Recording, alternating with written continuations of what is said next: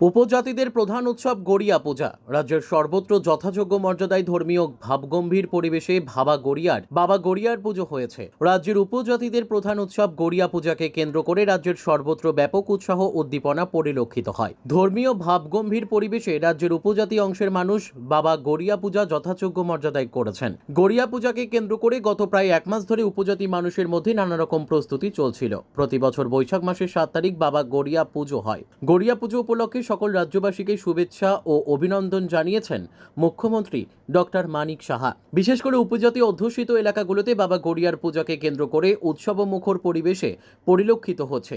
রাজধানী আগরতলা শহর এলাকায় যেসব স্থানে উপজাতি বংশের মানুষের বসবাস, সেখানেও বাবা গড়িয়া পুজোকে কেন্দ্র করে বিপুল উৎসাহ উদ্দীপনা পরিলক্ষিত হয়।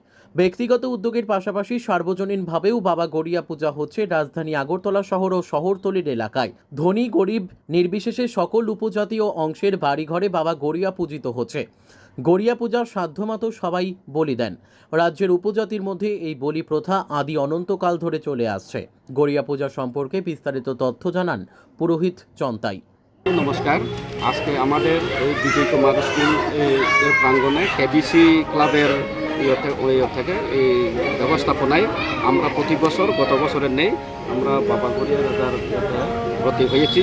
যে আপনারা দেখছেন যে আমরা অলরেডি পূজা শুরু হয়ে গেছে। এই বছর বাবা গড়িয়া আজকে শুধু আমরা উপজাতির জন্য না, এটা সারা ত্রিপুরার মধ্যে জাতি জনজাতি সবার জন্য একটা উল্লেখযোগ্য।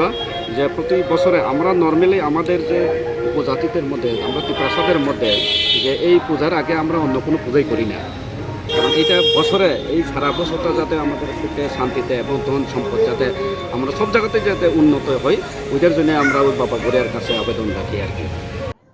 Bureau report, news daily Bharat.